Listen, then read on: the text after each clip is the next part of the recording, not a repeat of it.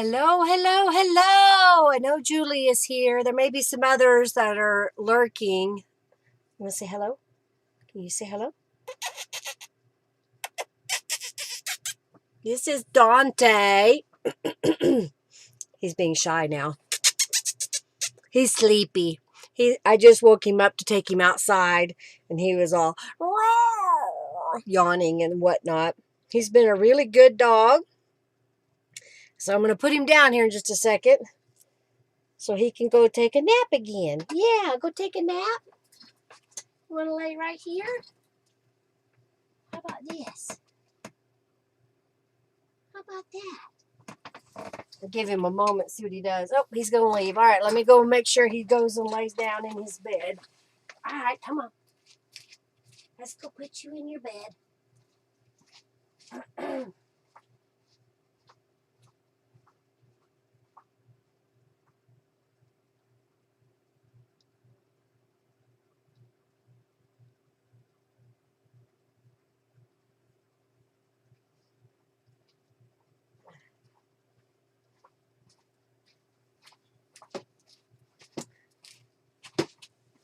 I know some of y'all are going to see him after the fact, so. All right, she's listening. Jennifer's got an appointment. Robin was going to try to come today, but she wasn't feeling very good, so we're going to miss her. But she's going to try to come next week, so be on the lookout for that. And Dante, he's just being a good little dog. Today, Henry took him with him to make a pickup delivery, and rode in the car just fine, didn't have any problems, slept most of the time. Recliners are for him, which is fine because we're okay with him getting on the furniture. I bought some pet steps to help him be able to get up on the furniture because I knew him being so small right now that he would need a little bit of help. And so he seems to be perfectly content. He's not quite sleeping through the night, but he's doing pretty good. So thank y'all for my support last week of listening to me and cry over Hercules and Oreo.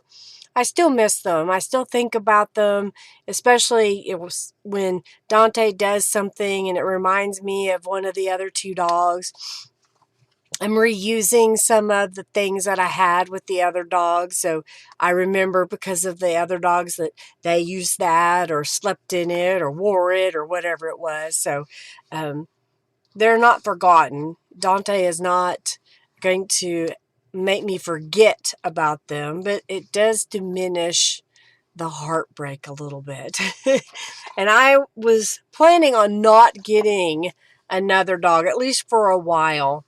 And I couldn't do it. And I know Henry has been wanting one for a while now. And I finally said, okay, let's do it. So, yeah, I'm glad that Robin's going to be joining us sometime soon, probably next week. Like I said, she had texted me that she was going to try to make it, and then I got another text that said she wasn't feeling very well, so she was going to go lay down. So hopefully she'll feel more up to it next week. Maybe what I'll have to do is remind her to take a nap mid-afternoon so that she will be well rested. I feel like my lips are dry, so I'm going to put a little lip gloss on there.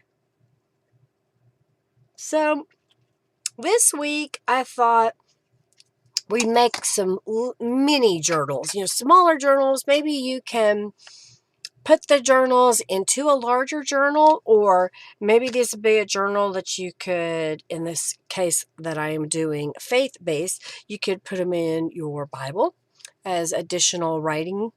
You could write a note in it and give it to somebody else. You could leave it blank and give it to somebody else. So I thought these would be kind of just simple little journals. Now, I grabbed some scraps and leftover things from my stash.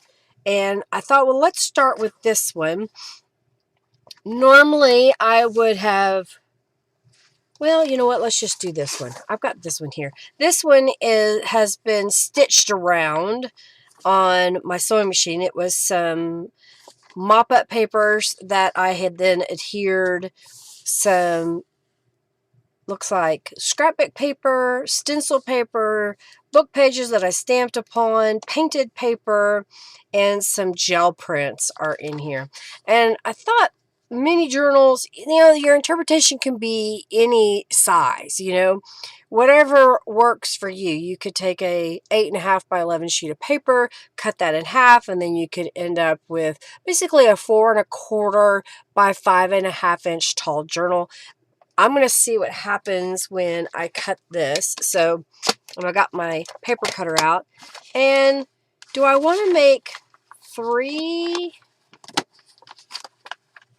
skinny journals out of this? Or do I want to make 2 that are just basically this size folded in half?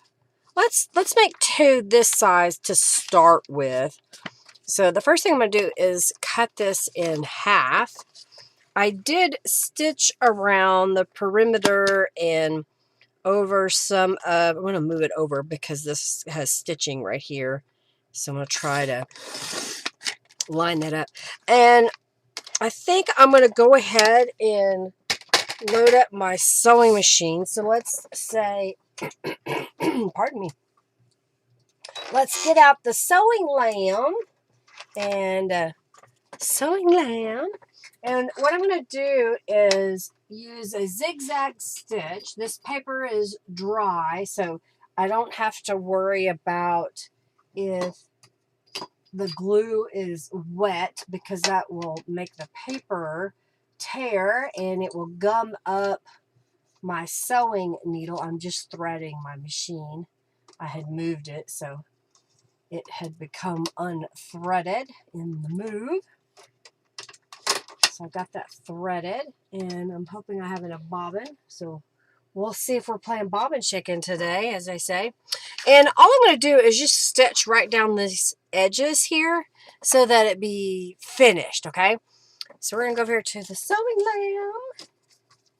Hopefully I've got my camera. May have to make some adjustments. That'll work. All right, so I've got a zigzag stitch. I have regular thread in the upper and lower. In my case, it is black.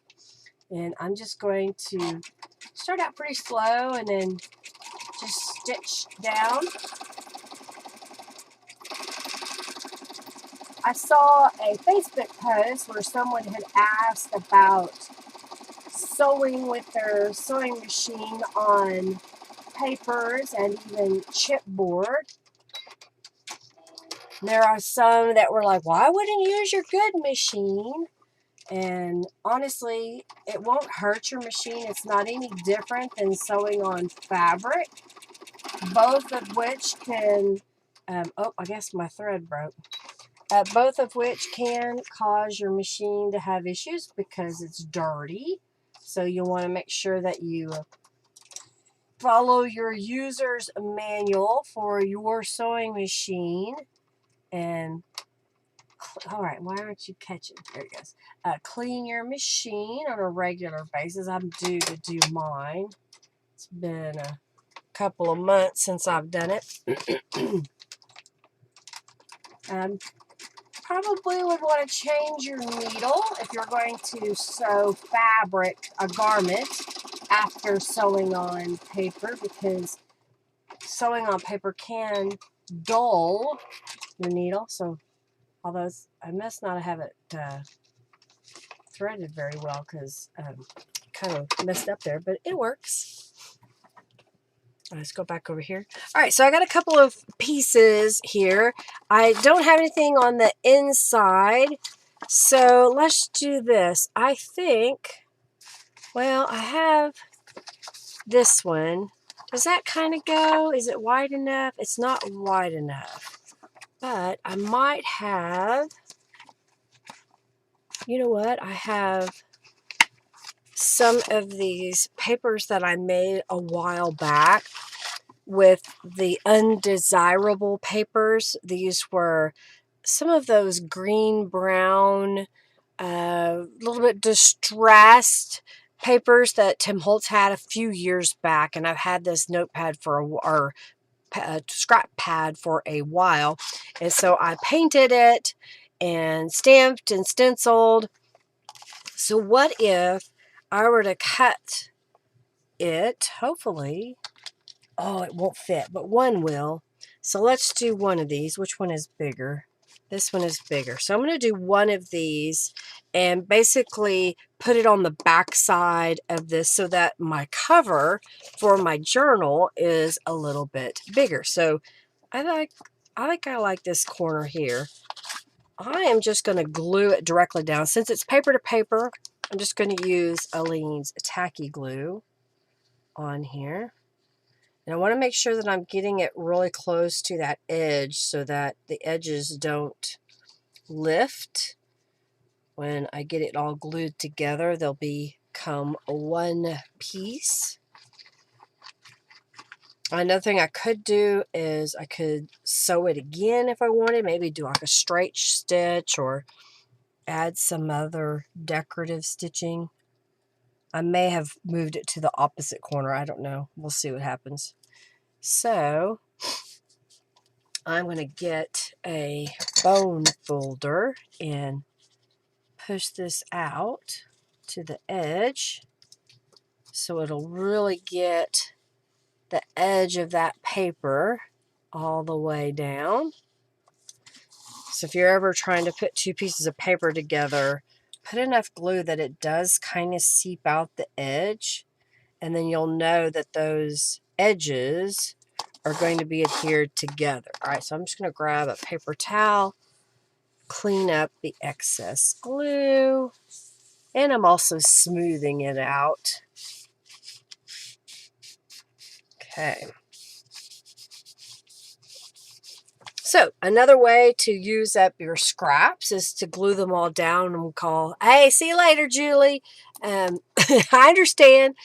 You could, what I call collage papers. Some people call them Franken papers. Depends on your definition of Franken papers. Just basically using up all the scraps, piecing them together, taking smaller pieces to make a bigger piece. And I prefer to glue them to a foundation so that it gives them a little bit more stability, because sometimes my papers are really thin. All right, so I'm talking just a little bit so that I can make sure this glue is kind of dry.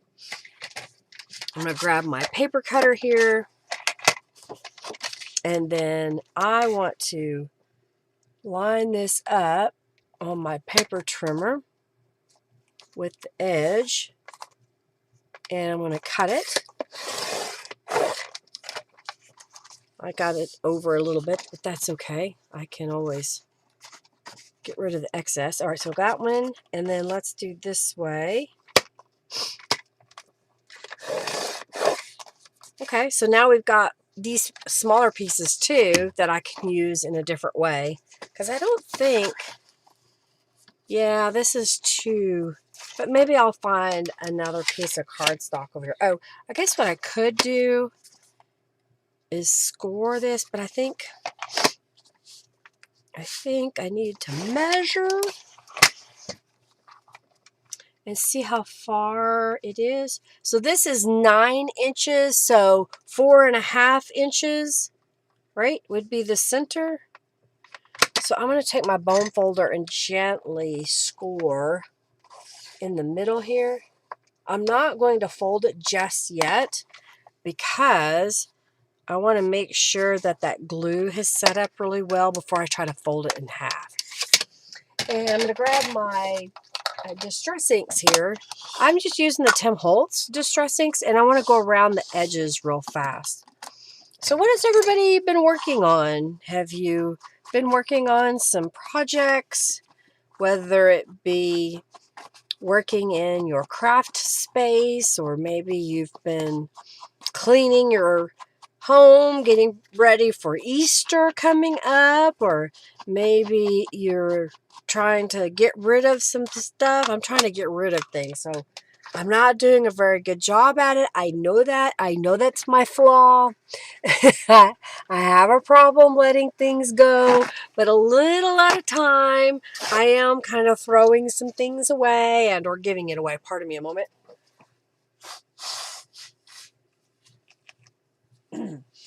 I'm still getting over my nasal congestion from the cold I got a couple of weeks now. I guess it's been 2 weeks now, almost 2 weeks, week and a half, 2 weeks. So I'm still occasionally having to blow my nose. All right, I think that's been drying enough that I can safely kind of crease that. That looks pretty good on the inside. All right, so we've got a very simple cover, and some people prefer to make the cover first. I'm one of those.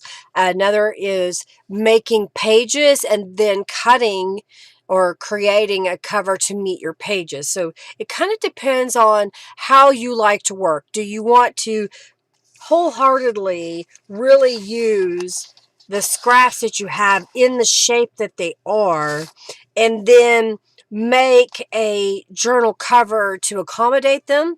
Or do you want to make a journal cover with an ideal size that you want to use and then make your scrap papers fit into your journal? That's, up to every individual. It depends on what your goal is.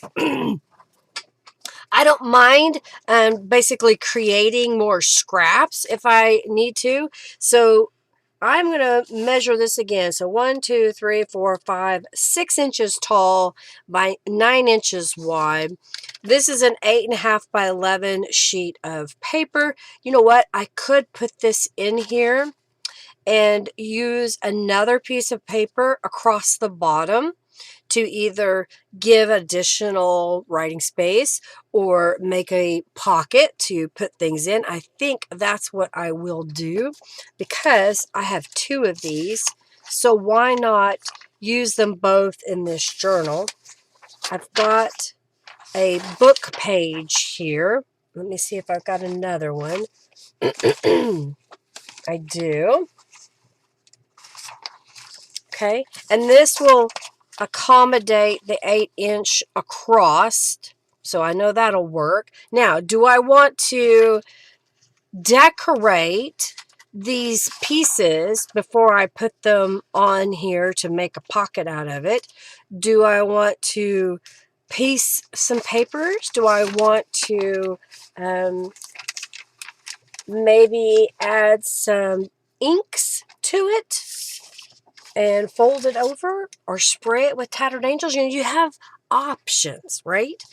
So I'm thinking that if I put this here and this were to go here, how much of this, if I were to make this half, would that be a deep enough pocket? Well, barely. It wouldn't be very much. So if I glue 2 pieces of paper together, basically taking 2 of these, that would make it a little bit thicker.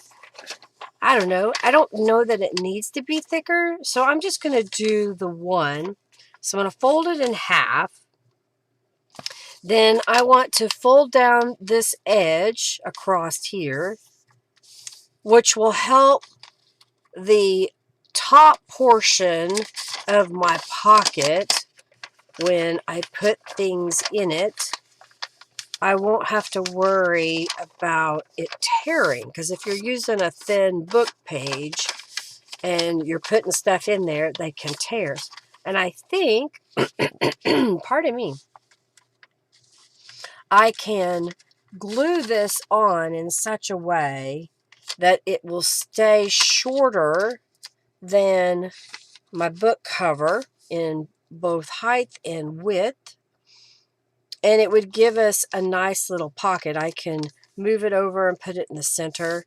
So I think what we should do is maybe coat this with Let's do some distress ink, distress oxide. That's what I was trying to say.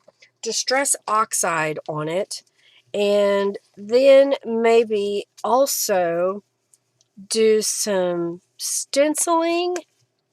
I don't know. I'm kind of feeling like, I want to use different techniques for this. It's one of those projects that you can spend as little or as much time as you want. If you already have a bunch of painted papers, you could get those out. Or I'm in the mood to kind of make something. So first thing I'm going to do is glue the flaps down. Now you can choose to trim that smaller. I'm going to go ahead and just leave it that size. Why cut another piece off and have more scraps? And I'm going to smooth that out with the bone folder. Okay. Hey, Bonnie. Hey, Nana. How are you? Welcome, welcome, welcome. So I'm going to turn it over. And since this was kind of a tealy with green on it, let's see if we want, do we want to do Mermaid Lagoon? Or do we want to do a lighter, like a green? I don't know if lawn is the right shade of green. Let's kind of do this. If we were to have that wrap over the top, is that too green considering the rest of this is pinky? So no, I think the green is wrong. See, you have to audition things. That's how I work. Let's do, do we want to do ocean?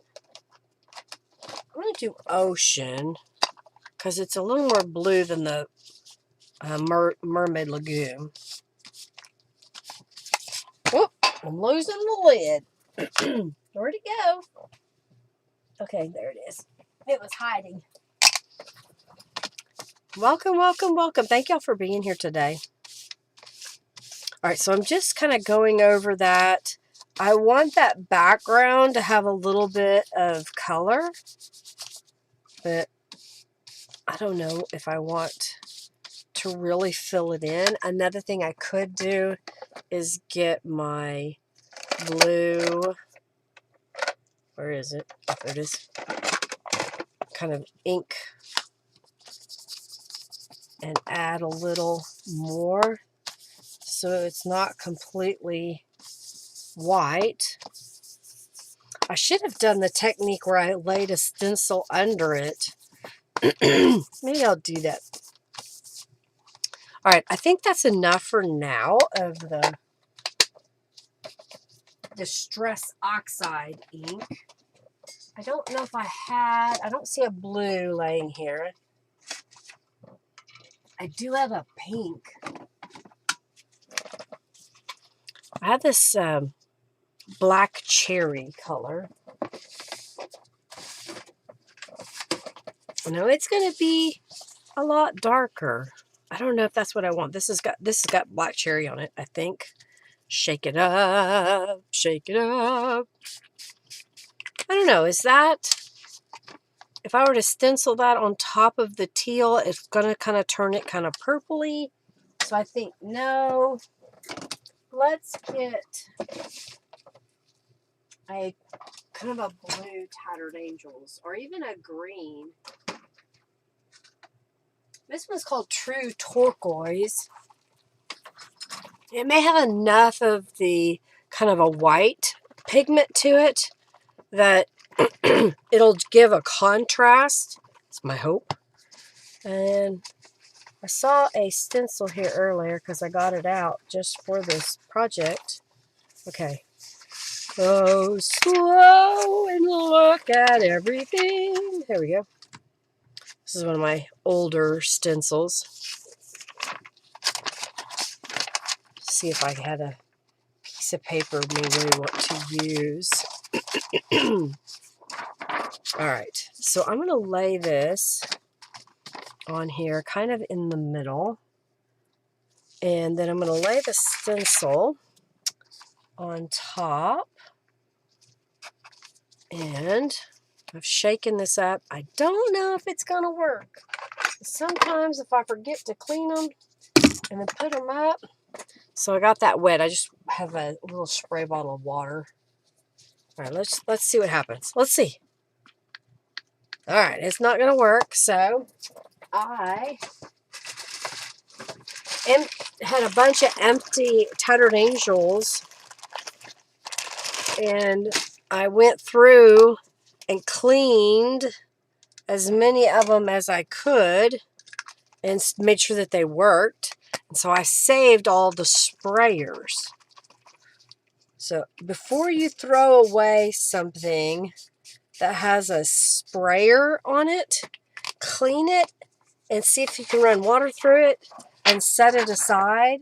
I get it if you don't have a whole lot of space, but sometimes these really do come in handy, because if one of these is clogged and I don't have the time to stop right now to clear the clog, well, I can do it later. So I am going to spray this with water.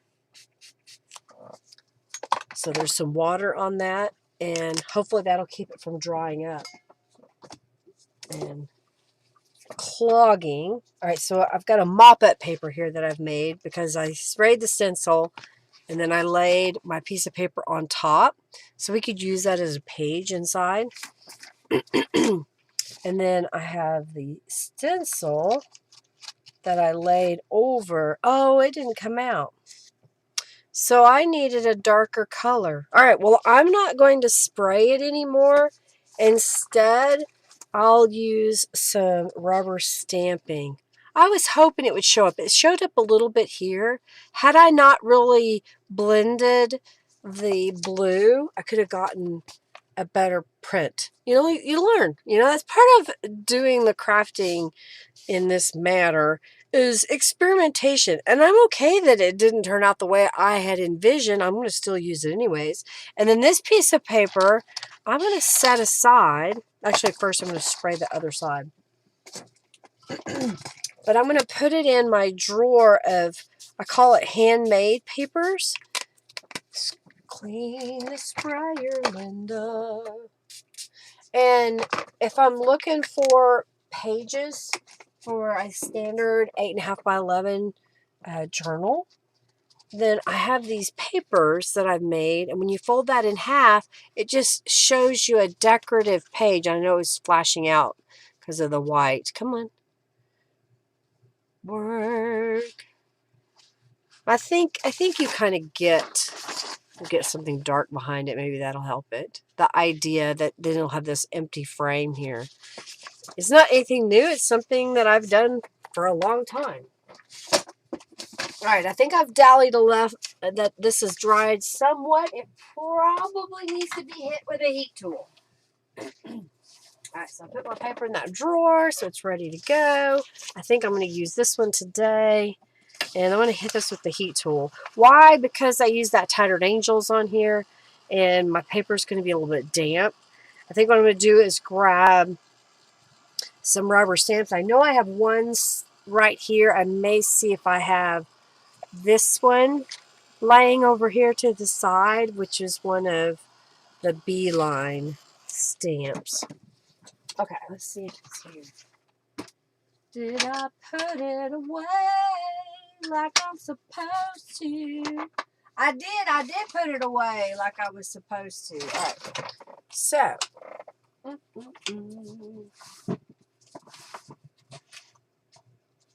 want that. What do I want to do? I'm trying to decide if I want to try to find that stamp or use something different. So just quickly, I do have like the French script. I don't have either one of them in here. How funny. What did I do with them?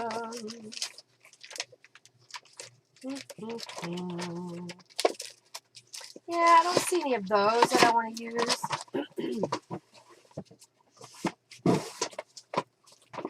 I did not pre-plan this. I just decided that I would see. That's kind of a neat pattern.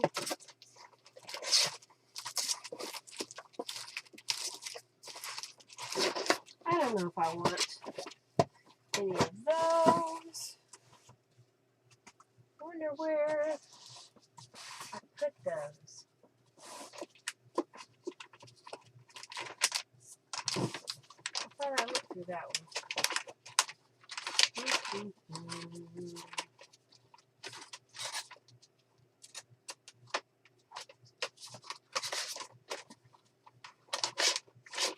Okay.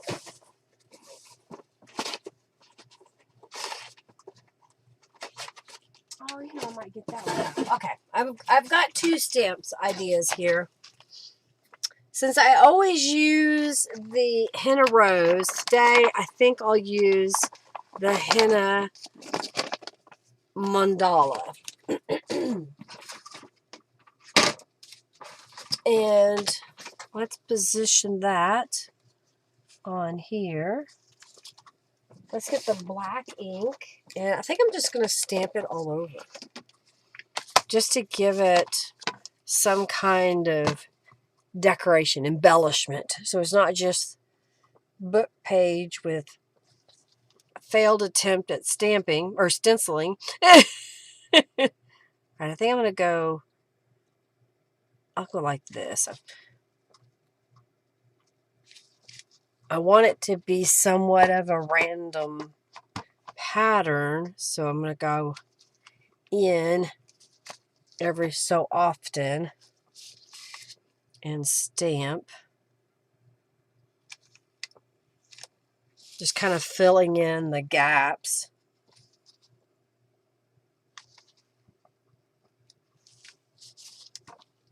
Go on either side.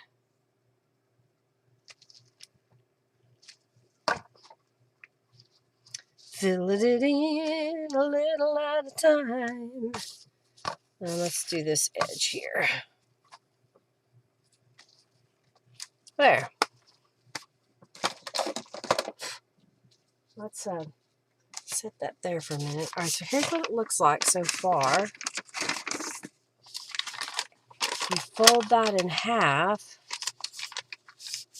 Now we have this piece, and I want to make sure that I don't have it any taller than 6 inches. So 1, 2, 3, 4, 5.5.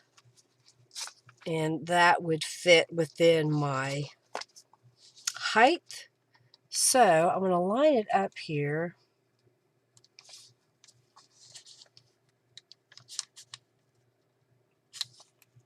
Okay.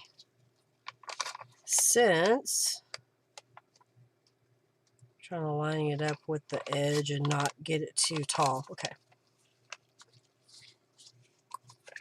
I'm going to flip this up a little bit. Put a little glue here. So the idea is that that will pick up some glue there.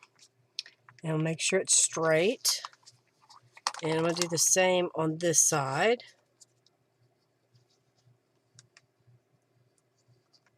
Okay. And push this up and onto the other paper.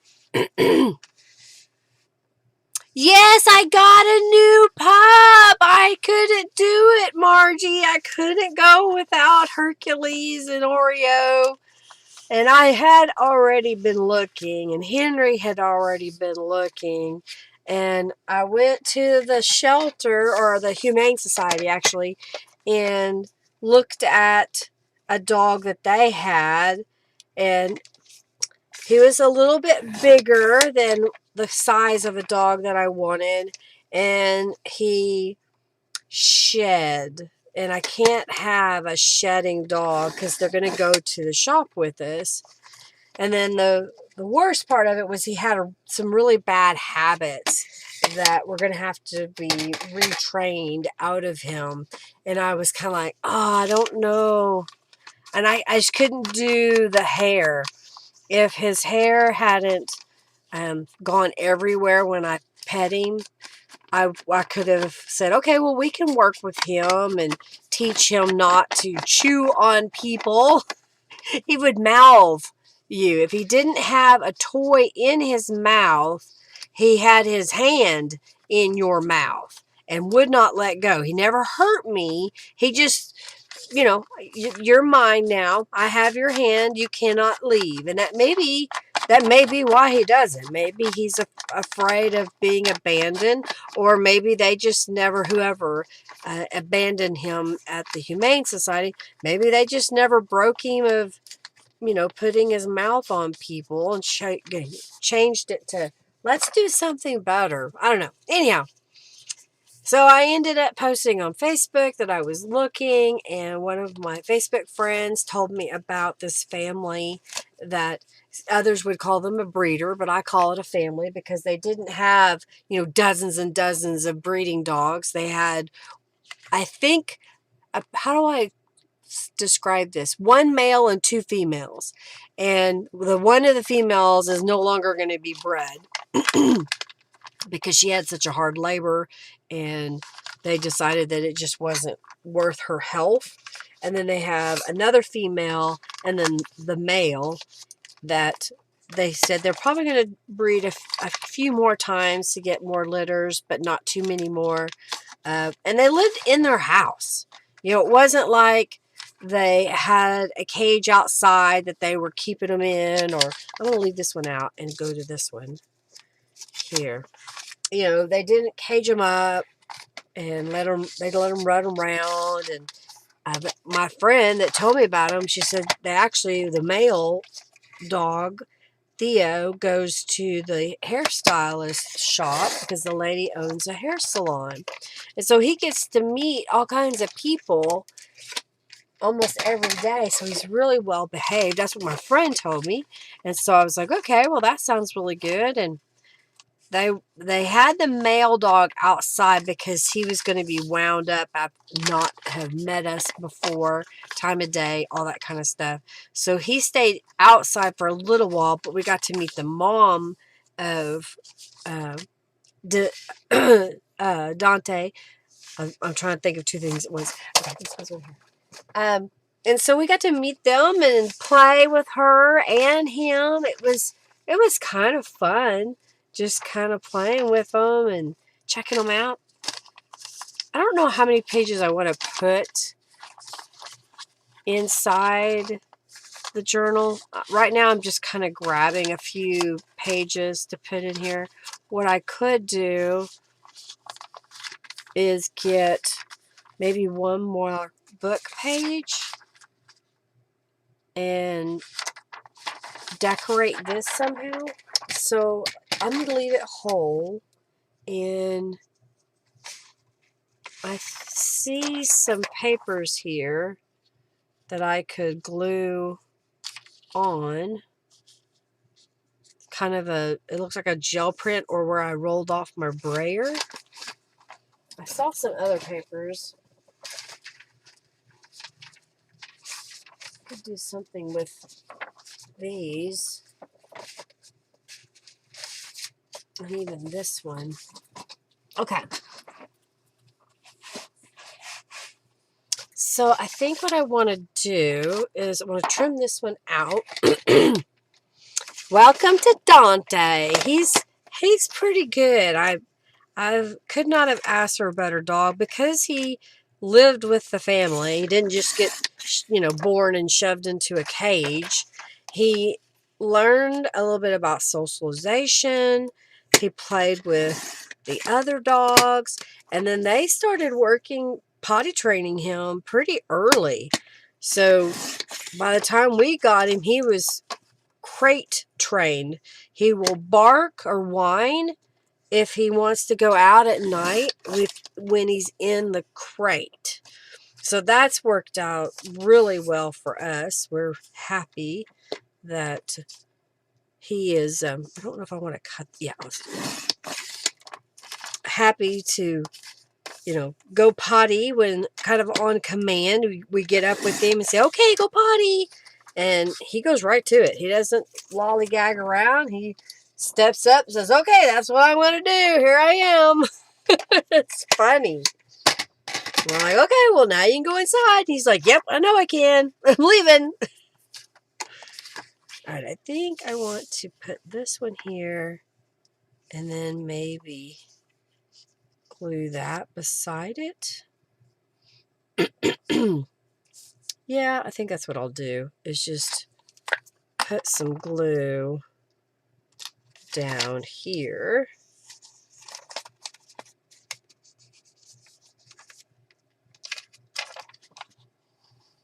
On that edge, and then close to the top there. I don't want to go all the way over because I'm going to put this piece kind of on top. All right.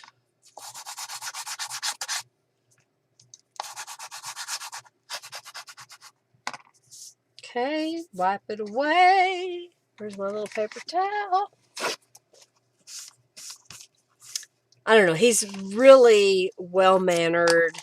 We took him in the car to go to the grocery store, and I put him in a dog bed in the car, and he just laid right down.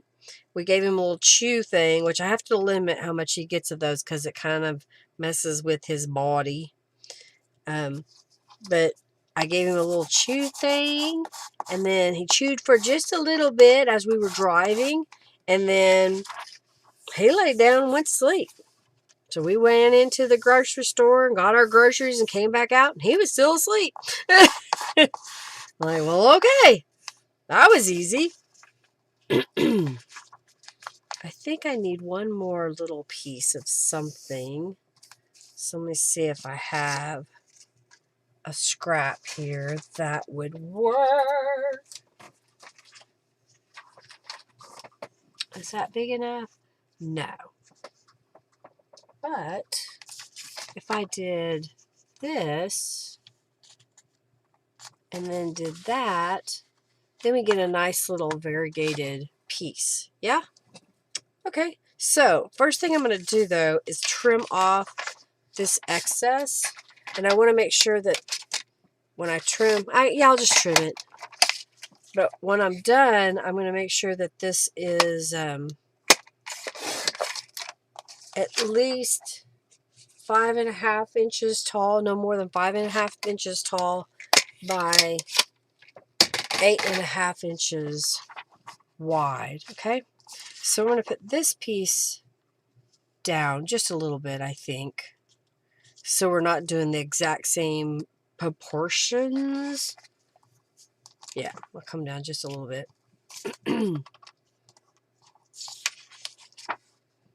Oh, I forgot, that's some paint, so I'm going to have to use some Faber-Tac glue over there. Let's do it. So I want this on that edge anyway, so I'm just going to put a little glue right there. Okay.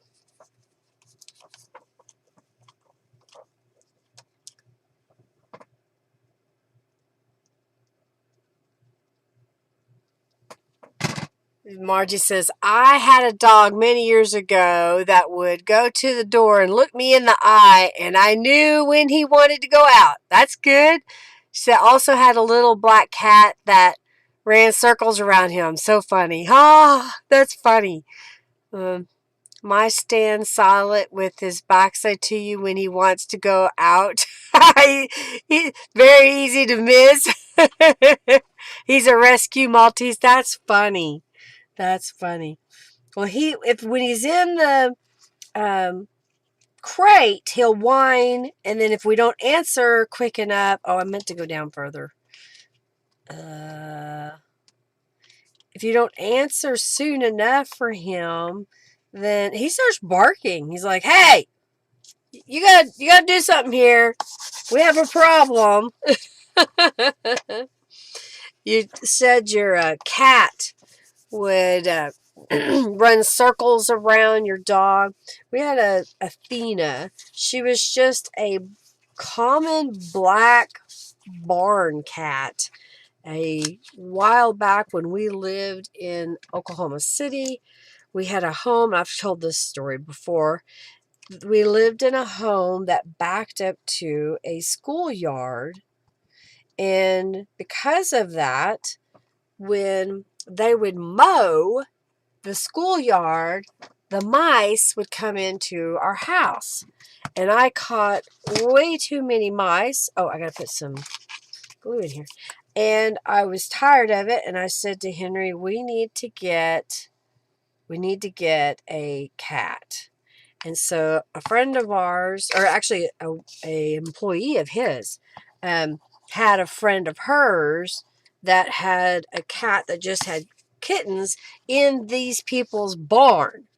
Well, because she was raised in a barn, she was wild and not easy to catch. But we caught her, brought her home, and I caught a mouse under a cup and a saucer, and I took it to my bathtub because I knew it was contained, and I took that kitten and I put her in the bathtub with the mouse, and she played with that mouse. She likes to play with the food before she does anything with it, apparently. And we finally had to intervene and dispose of the mouse for her because she didn't understand it wasn't just a toy. She was supposed to dispose of it. Well, that night when we went to bed, I woke up to go to the bathroom. We only had one bathroom in that house, and I kept hearing a really weird noise coming from the bathtub. So finally I turned the light on, because I don't always turn the light on back then, especially before I go to the bathroom, because I could see just enough to get my stuff done, you know. I turned the light on, and there was a mouse in our bathtub. So I'm telling you the story about this cat. Her sole purpose was to catch mice and dispose of them. Well, she did that, and then she would lay in wait for she did it to the poodle. We had a toy poodle back then, and she did it to our Chinese crested. She would lay in wait around the corner or by a doorway. I think I'm going to cut this way. By a doorway. And when one of the dogs would pass by, she'd pounce on them. And then the chase would ensue. They would run all over the house and act all crazy. It's really funny what they did. But she earned her keep. All right. I know that this is just plain book page, but what if I got some of those tear off notepad papers? Let's see what we have here. If I have one.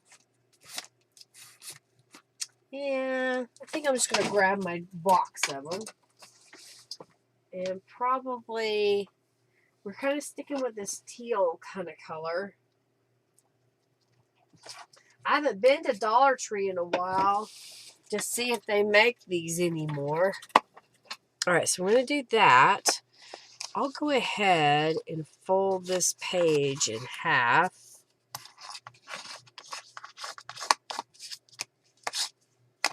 It's not perfect, but I'll make it as good enough. Okay, so we got that. If I were to take these and put on the book page, that would give us some blank writing space. But it's boring. It's so boring. Let's fix it. So I think what I'm going to do this time is add a light color to this background behind this blue, and then we'll stamp or stencil over that. So I just need to do a kind of a little border all the way around. I don't have to do the middle portion of it.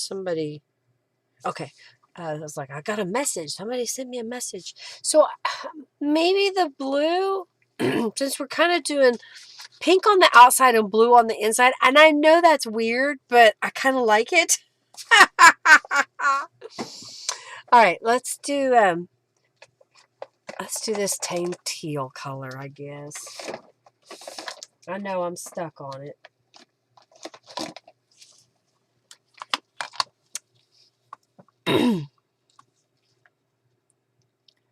Margie says, yeah, pets always add spice to your life. For sure, for sure. And she says, Mookie, the dog, and Ebony, the cat, had so much fun playing together. Mookie would chase her, and she would jump on a kitchen chair, and he would run past her and get confused. Yeah. Athena would sit in our dining room chairs, and there was slats in the back of it that she could put her paws through. So she would lay in that chair and she'd put her paws through there, and Spanky would walk up to her. Her paws are hanging out there, and she's done this to him many, many times. And Spanky, he would come up to her, but he would come up to her squinting his eyes and trying to get as close as he can, and Athena would go whap, whap, whap, and he go and bow and bark at her and do it again. Pap, pap, pap. It's so funny. It's like Spanky, you leave her alone, and then Athena would jump down, as soon as he tries to walk away. He's like, okay, fine, if you're just going to hit me. And as soon as he turns it back on her, she would jump out of that chair and jump on him and run down the hall. The things they used to do years ago. And that was back when I didn't know I was allergic to cats. And I couldn't figure out why I couldn't breathe every night. That my head was always congested. It's because the cat slept on my head. She slept on my pillow. But she didn't like strangers. My father-in-law teases that you never had a cat.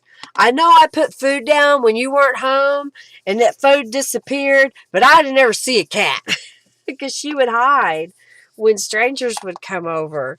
And at night, when we're sitting in the living room, she'd come and lay with us. She loved guacamole, and she loved cheese dip.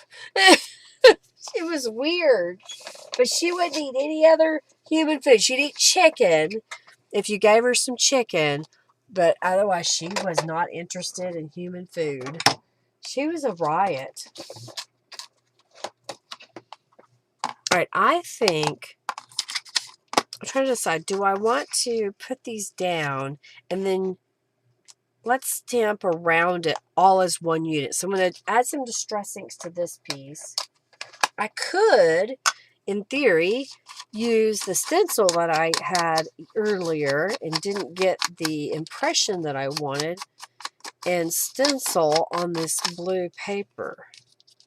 I should have done that while I had the ink out, because I think that color would show up better. Come here. Let's distress it.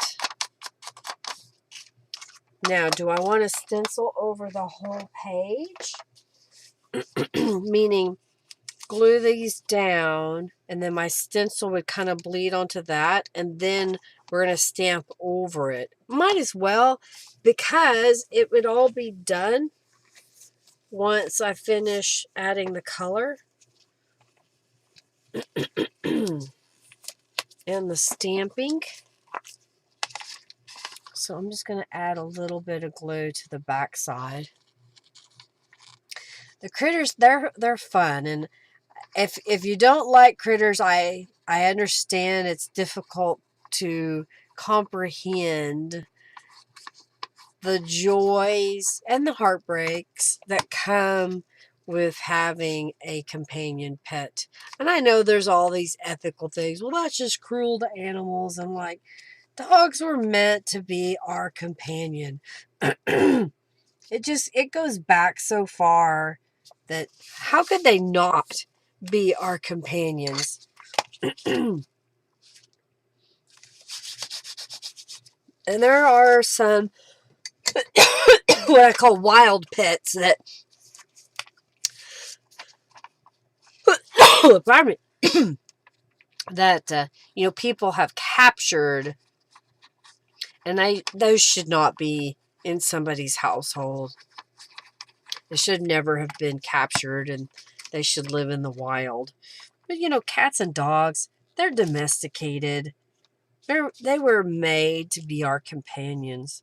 And I really don't have a problem with keeping them. you know? Right, Margie? Yeah. All right, get a drink of water. It just irritates me how many people out there that have abused these animals. Whether it be just because they don't like animals or they're trying to make a profit. And these poor animals, they don't know what's going on. They don't understand. I mean, it's worse than attacking a small child, I think, when you attacked a critter. Because you're going to have different traumas. That child is always going to have trauma. So is that critter. Trauma in their lives.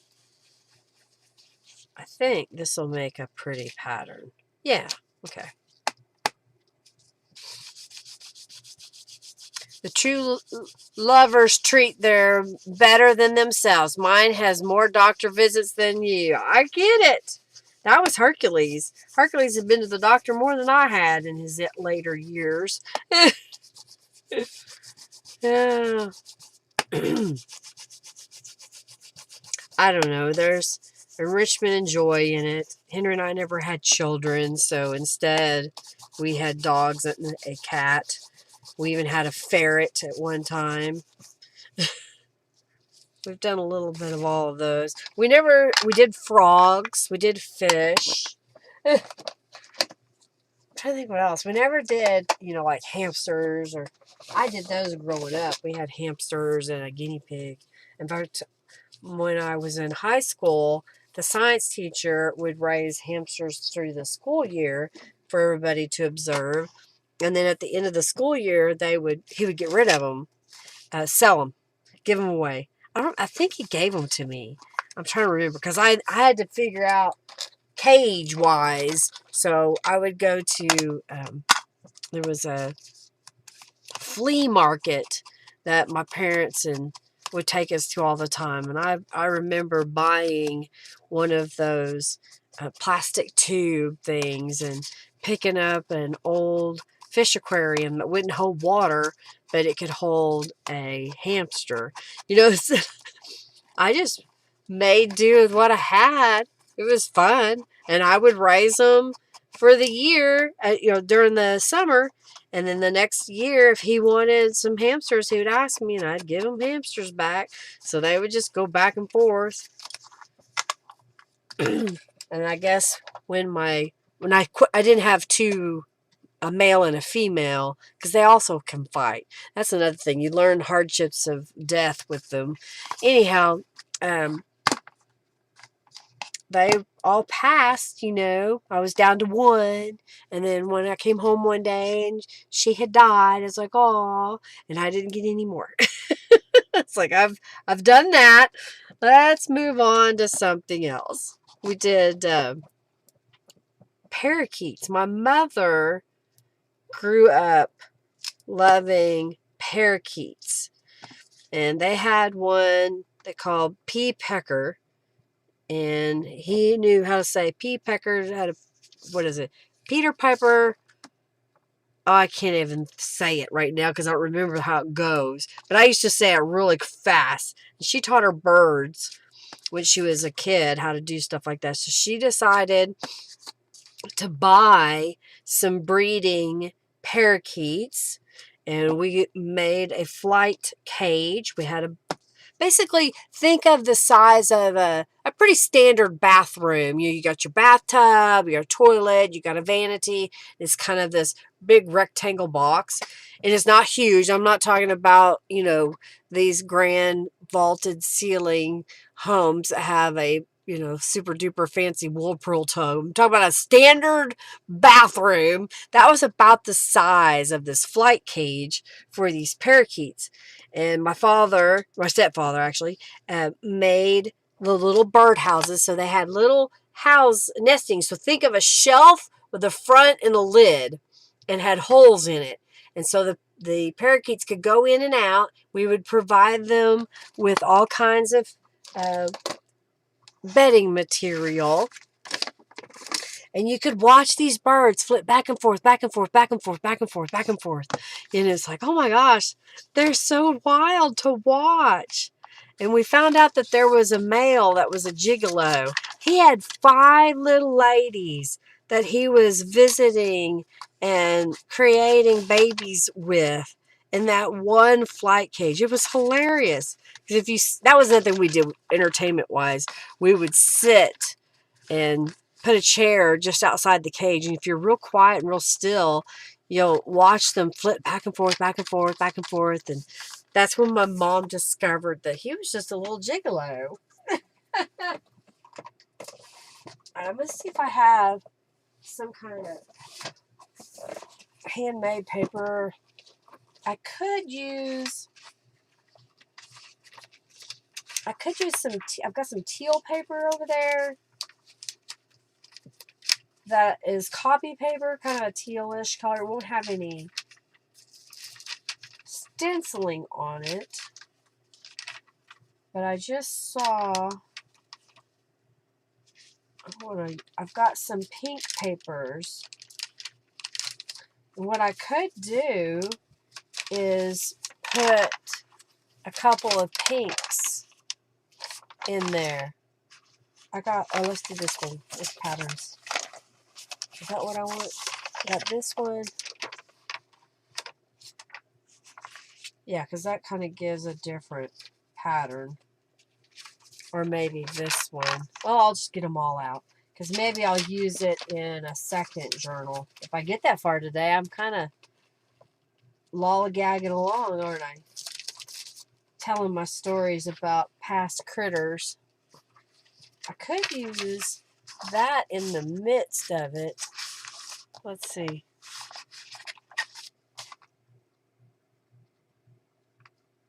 What does it say? Hey, everybody was distracted by the laundry. You're reading through a book about household tips. Oh, fun. Okay, I don't think this goes. Not the right piece of paper for this today. I do have this. That might work. Might as well get some out. I gotta use this stuff up.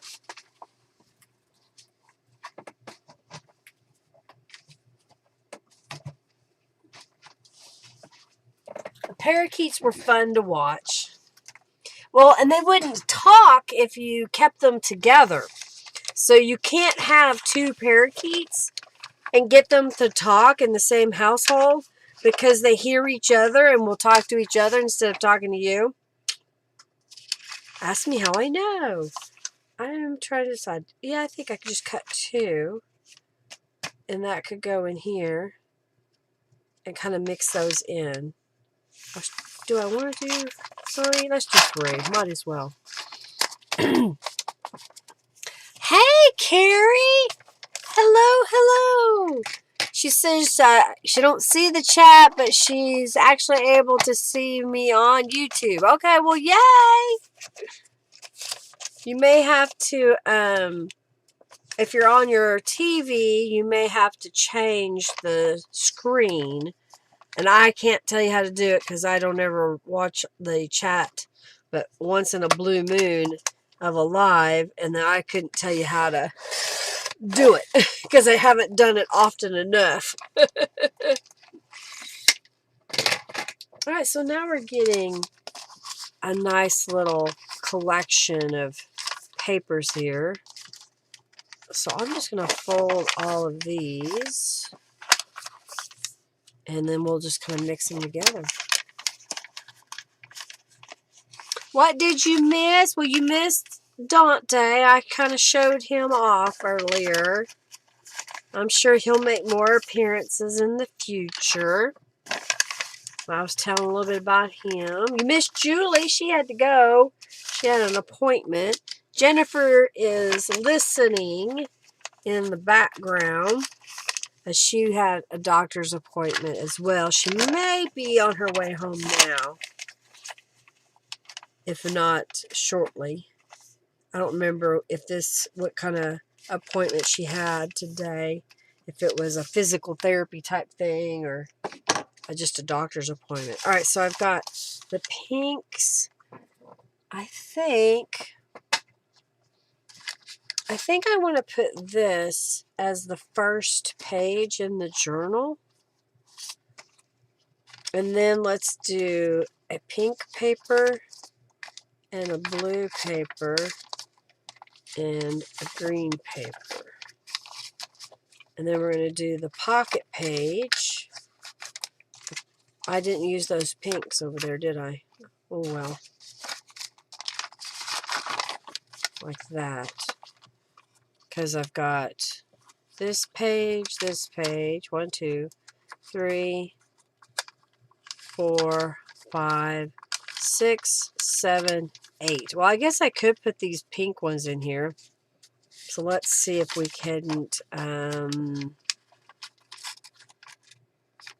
maybe put it here. And, oh, there's already one there. Oh, wrong one. Right? 1, 2. Well, how did I do that? Okay. So then we'll put one here. I could put it in the middle. Let's do that.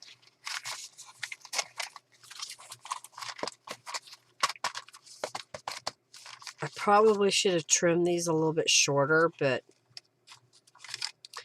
okay, I like that. Just kind of gives us a variety of papers in the different colors.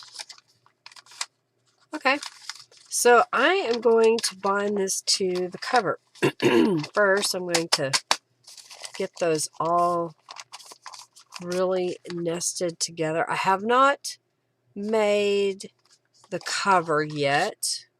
I was thinking of maybe one of these bunny images or this image. So I'm going to lay some bunnies out here. Y'all can see those while I bind this journal. So if you want me to use a bunny and make a little collage, let me know. All right, so here's the bottom. I want that to be my front cover. That's going to go here. I think I want to leave that as the back because it's got more little pieces, and then this is the front. So I'll line that up in the middle. Meet me in the middle. And I'm just going to clamp those all together, and then we're going to do a 3-hole pamphlet stitch.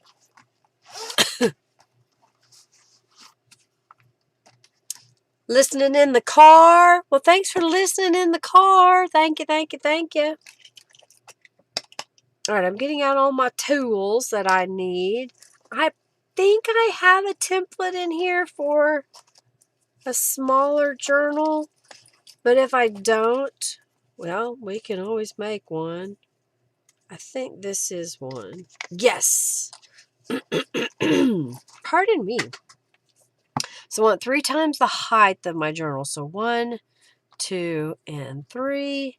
I'll go ahead and trim it. Put that away. Get out the needle. Let's thread it. If I can see it. I'm trying a different pair of glasses today for the live stream, and some things are harder to see. I may need to go get another level up strength as I get older.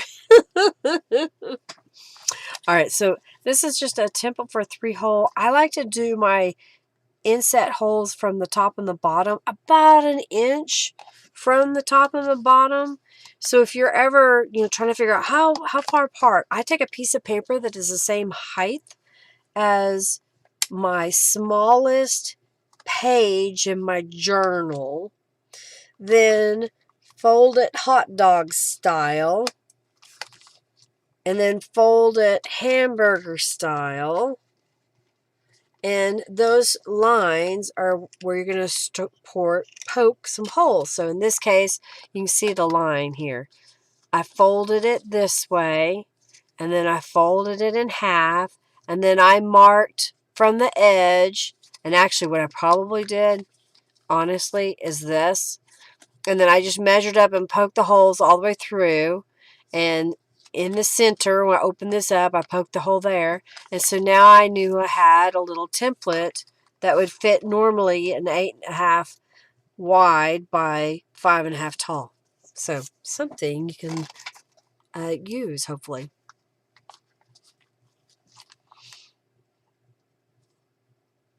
Hello, hello, hello. Okay, what does it say? Riddle. 6 watching and only 10 likes. How many likes are you missing? We got a few watching. There's probably several people lurking. All right, so I'm going to stitch this on.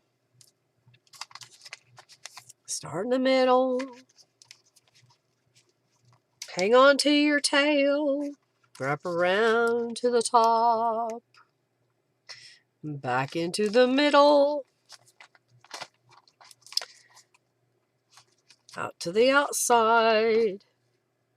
Back to the inside.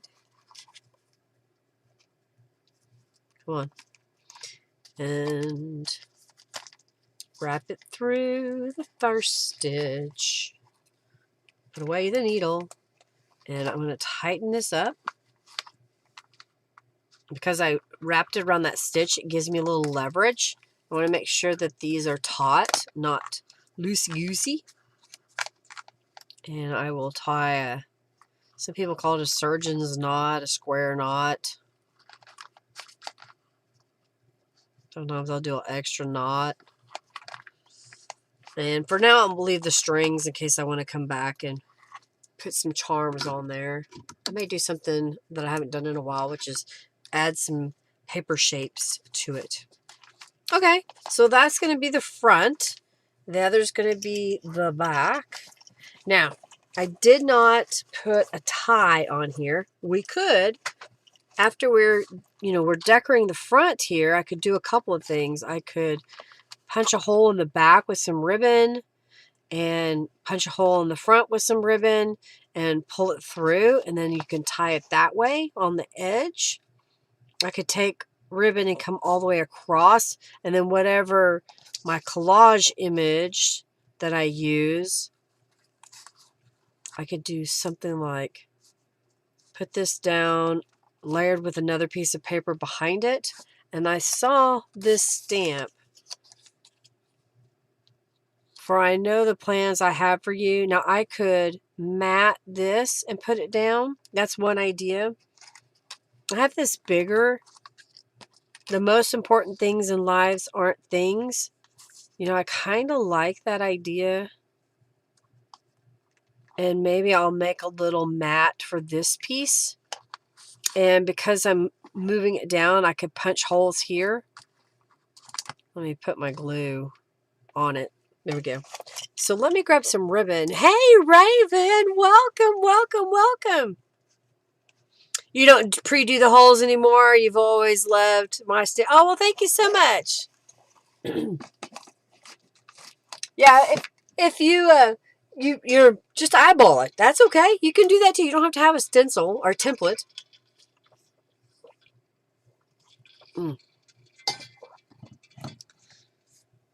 Okay, so ribbon, and I need something to mat that with.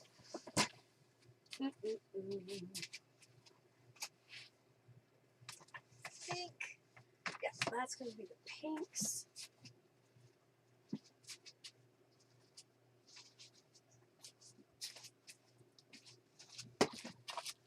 Okay, had to scooch around the room. What I could do, because I have an abundance of this darker burgundy ribbon, I'm thinking, what if I did one piece out of that on each side? And what's in here? This is kind of an unusual shade of pink. Is that close enough? It's some kind of flocked ribbon. Yeah, let's use that. I don't have enough of this one to use it on both sides. Maybe we'll make a bookmark or something and I can use that. So is that enough? I've got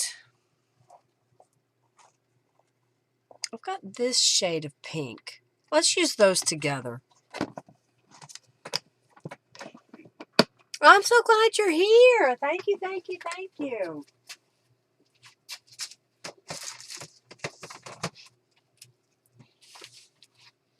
All right, I think there's a couple things I want to do.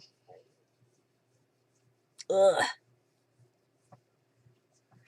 I have some circle punches here.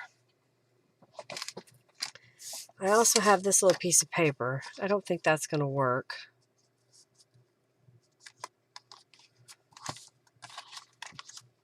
Do I want to put on brown or do we want to do it on pink? I think I want to do it on pink, and I can make a pink. So I need something large enough. I have a little piece of white paper. And I'm going to cut that just a little bit larger than the image, so it's a frame. I got two things going on here at once. We're going to make the ribbon closure, and we're going to do the front cover. I'm trying to decide how much of a border. Probably right up there. Save that extra piece. Who knows? I may use it somewhere else. And I don't want it too short. So I just made a little border all the way around using a scrap. And I can leave it white or I can make it pink. What do you think? I will need to put some distressings on it.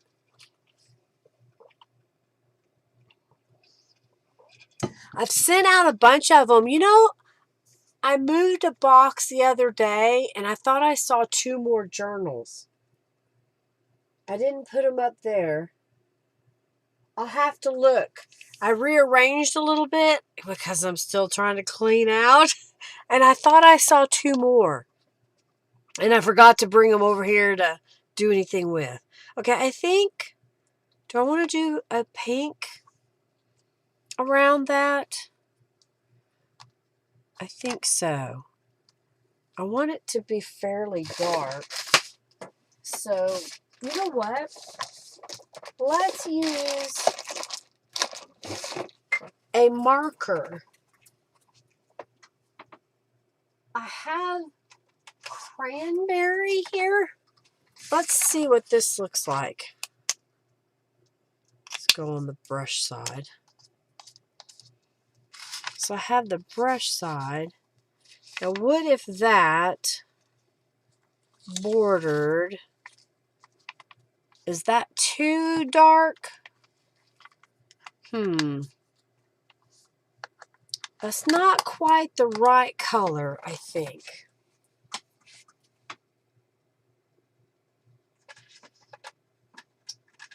Maybe this will be closer to what? I don't know. Let's just do this pink. Okay.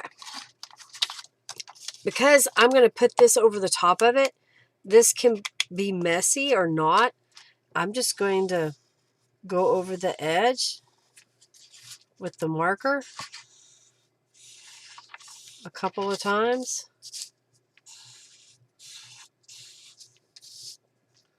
It's just a fast way if you have markers. If you have paint, you could use a paintbrush.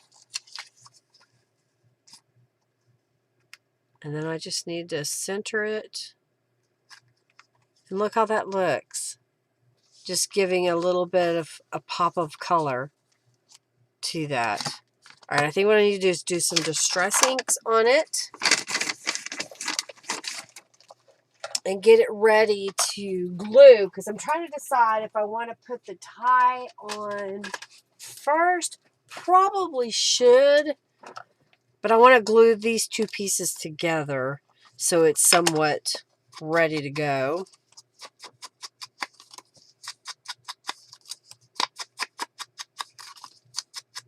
Okay. Glue it together. I just picked one of the bunny rabbits. Yes, pink. I didn't even ask y'all which one I should get. I just grabbed one. All right, so I'm just going to smooth that out. All right, I want to get the ribbons put on here. And I'm kind of thinking I want some hole reinforcers on it as well. So I'm going to punch some circles.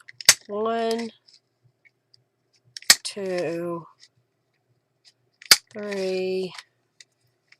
Pull these out. 1, 2, 3. I need one more. 4. Okay. And I'm going to do the tedious job of adding some distress inks to the edges of all of these. It's not easy when they're so small. Said yes to the bunnies. Okay, good. I'm glad you did, because that's what I chose. Okay, so there's one. And we're going to do all of these. I'm going to use these circles as a hole reinforcer on my journal cover. Not that I have to have it, because I just think it would look kind of cute to have it. So, get all of these together.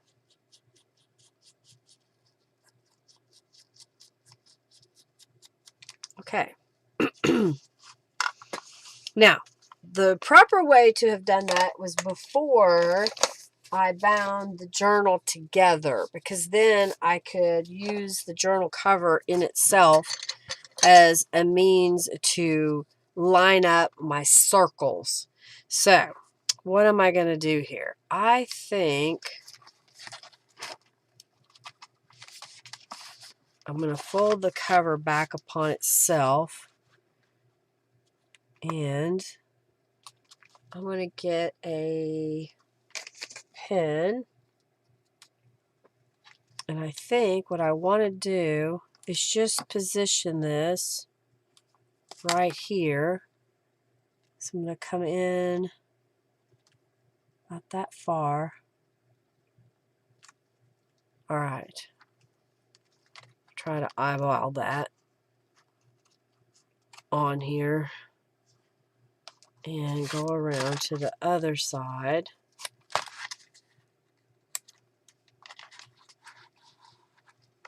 And get in the same position.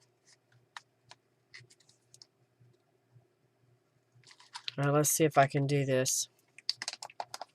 I need some beacon glue. All right, so I'm going to glue this side down. Just going just below that mark. And I'm going to do the one on the other side, really looking at it. Another way you could do it is to poke a hole. But I don't want to just randomly poke holes. So I am using that, looking from either side and trying to line that up as best I can. Okay? And then I'm going to do that again on the front cover. Bunnies! I think I can add some, maybe some flowers. All right, so that's going to go here. Yep, that's lining up. Come up a little bit. Okay. Oh, did I forgot the glue that I was using. I'm going to have to let the glue dry a moment before I punch holes. So I'm going to go work on the cover some more. I think right about there. I guess another thing I could have done is made a template, you know?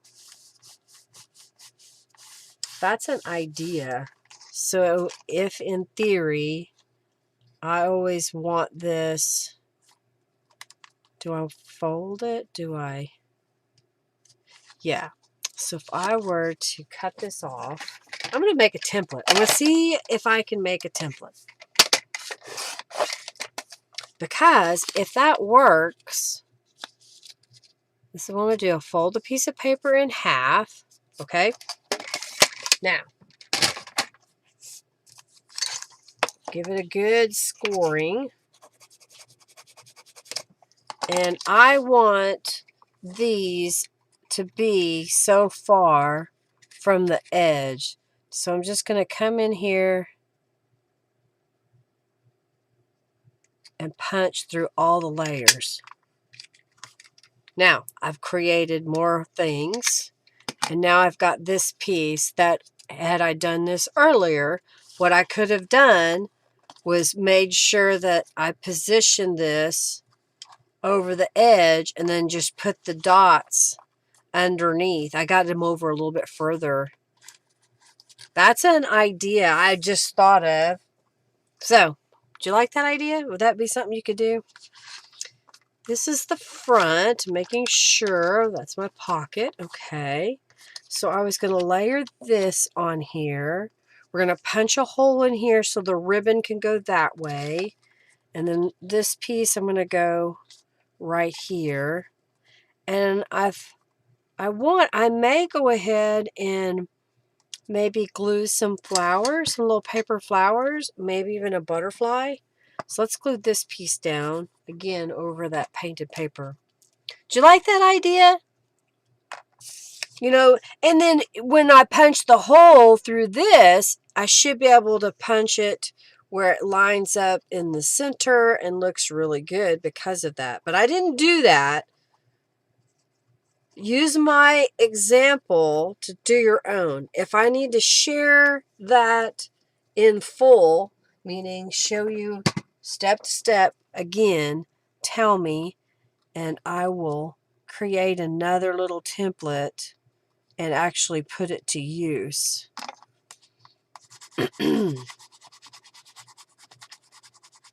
Okay. And then this one can go up here.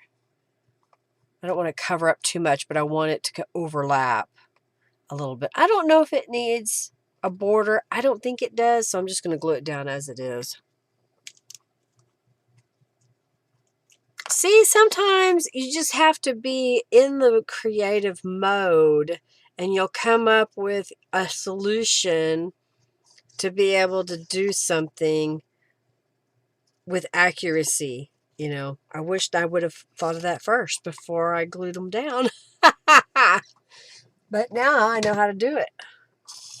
And I'll label a template. I'll make a new one because I think I want the new one to be further away from the edge.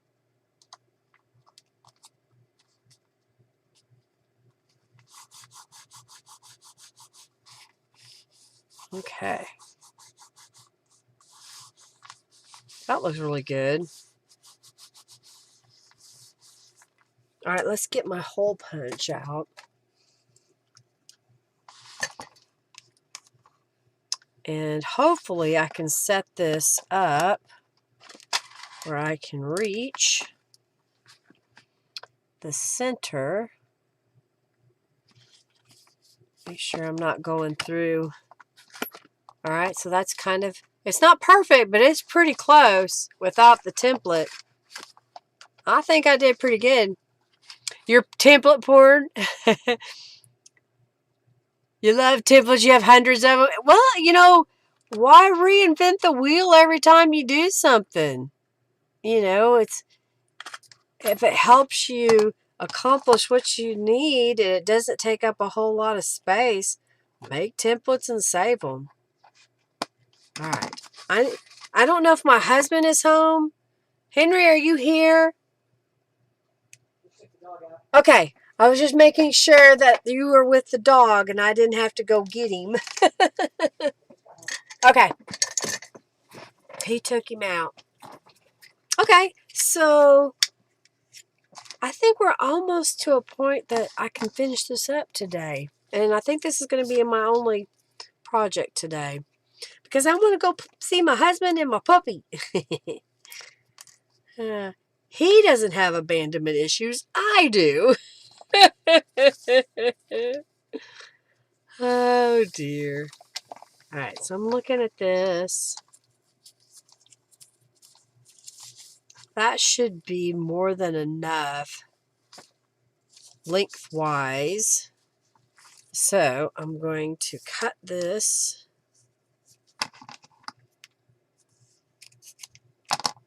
And I need another set. So I'm going to use the first set as a way to measure out the second set and cut those. And look at there, I used some ribbon that I've had forever. So I used some of that piece. There's just a little bitty bit left. I could have, I guess, used that as the guide and just cut it in half twice. Okay. Put that away. Put these away as well. I think I'm going to like how this is going to look. I think I'm going to grab some flowers. I've got those paper Prima flowers. And why not use some of those? All right, now I'm trying to grab the ribbon so I can secure it on the other side. Come on now. Cooperate. There, got it. Okay. I need a means to pull that through. And I will use old pieces of wax linen thread. I'm just kind of layering these on top of each other. And then we're going to go in half. I'll take this piece, and this is going to become a way to pull my ribbon through the hole. All right, now. Do what I want you to do. Oh, might help if I move the piece of paper out from the inside. It was blocking it. It's like, why isn't it coming all the way out? All right.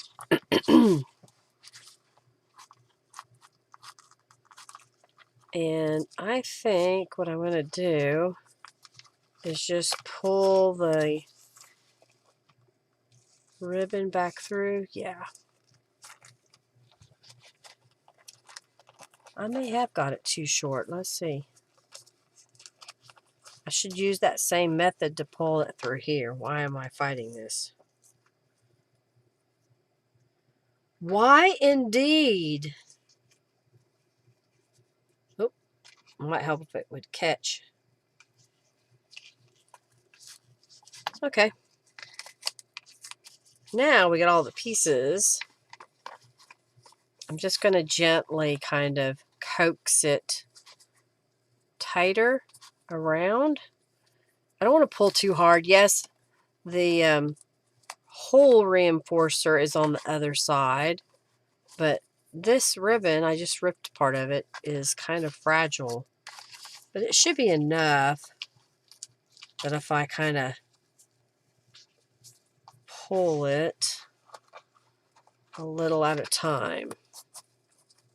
Okay, that'll work.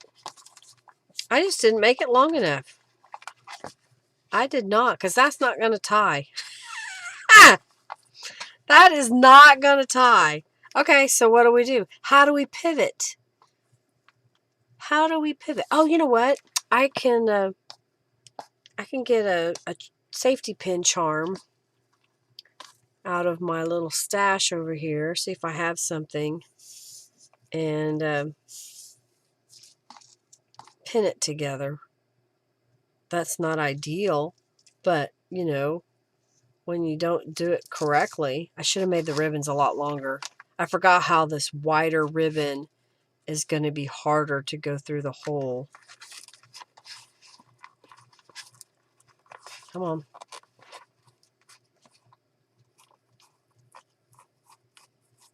Okay. Open that up. And then we're going to grab on the other side. Feed it back through my loop that I created. Hold on. Come on. Oops. I went down too tight to the book, so it didn't. Come on.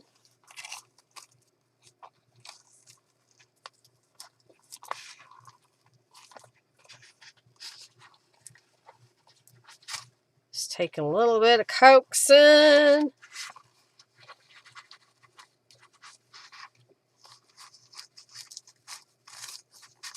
Okay. I got it.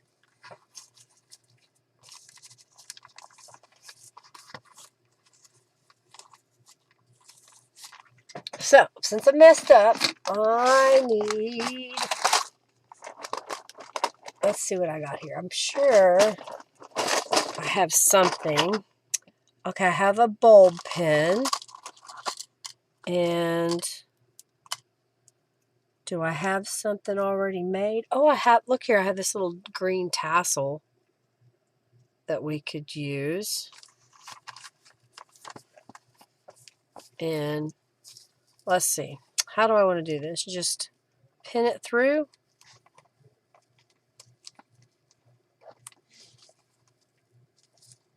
I just pinned it through it. Oh, I didn't get it all the way through, though.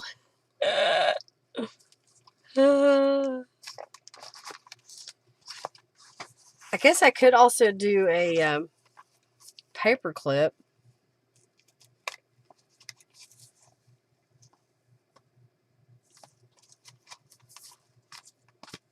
All right, so that caught it. That caught it. I think that'll be okay. I don't want it complicated. Oh, let's get some flowers real fast and decorate it with some flowers. What do you think? We got an idea there. All right, let's grab some, what do I have here? I see a teal and some pinks. So let's grab these and these and maybe some of those. Okay. I got some paper flowers.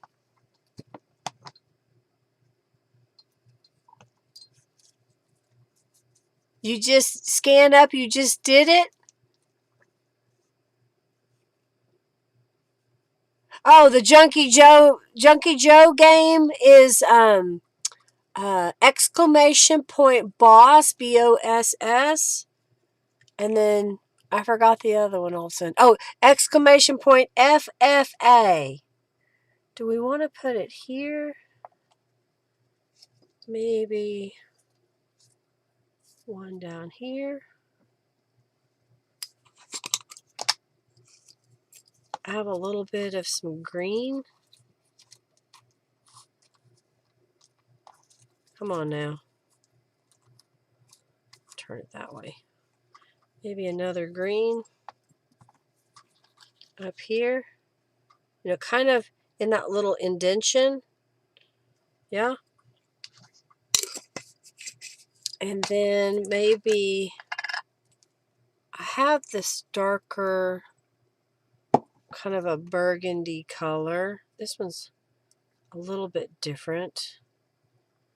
Can put a couple of those. Maybe not. Maybe not those. Maybe a paler pink. Maybe not at all. I think not at all. I think I don't like that. I could do white, but honestly I think that'll be enough. And we can put some rhinestone in the middle. About that. Alright, so I'm just going to glue the green portion down. Kind of smoosh it. And then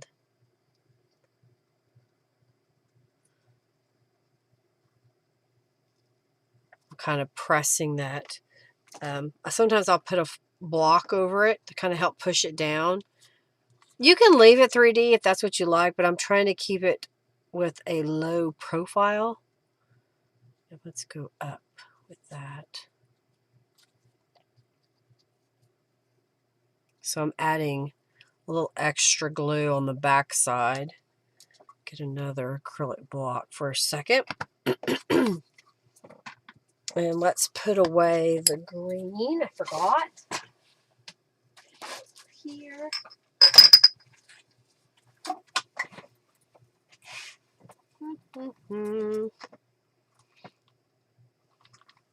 Okay, that looks pretty good. And let's get some rhinestones, because I know I have some. Oh, I have some pearls.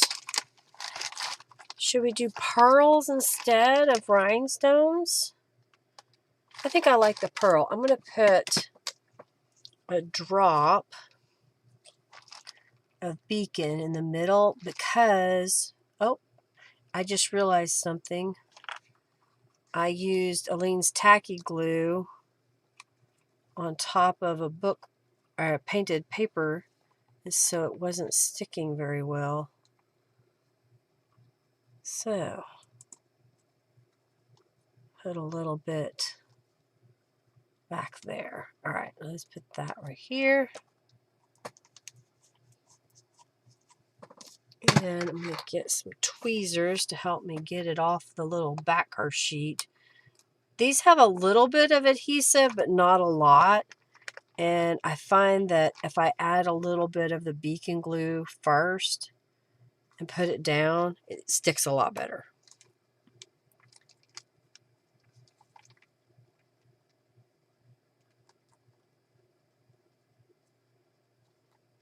Okay, I like that. Using a variety of things I already had in my stash, I've now created a little mini journal. I messed up on how I was doing the closure, but we pivot, and I used a safety pin, garment pin, used some gel prints, stenciling and stamping, and then used some of my mop-up papers.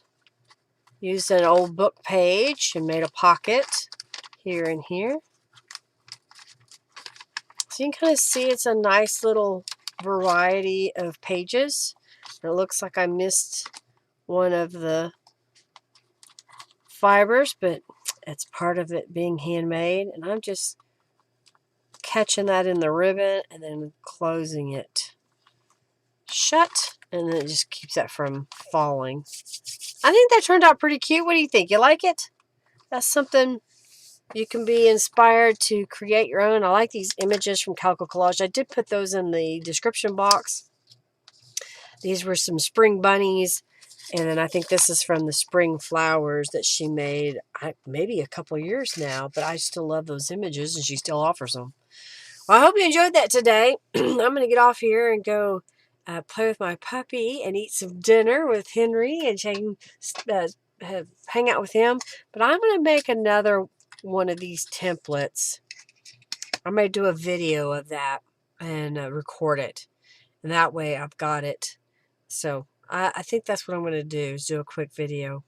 So, all right, y'all have an amazing, amazing day. And, do something creative in your space. Thank you, Margie. She says, adorable. Love that bunny. Thank you so much. Do something creative. Look at your space and see what you need to do, whether it be to make a little card or a tag, a mini journal, whatever it is. Try to do something in your space with your craft supplies. And if you can't, go on your favorite website that you like to check for inspiration. I like to use Pinterest and maybe pin some things and then go get inspired. Be kind to those out there. You never know what someone is going through, and you're being kind in the moment may make or break their day, not just your day. So try to be kind and love on those out there. Y'all have an amazing week. Thank you so much for, being my friend. Oh, your January points expired. Oh my goodness. Okay, well, I'll send you another message and get that over to you. I didn't do a raffle today. I forgot. So I'm going to get off here and we'll do it next time. Y'all take care. Lots of love to everybody. Bye-bye. Okay. That's what...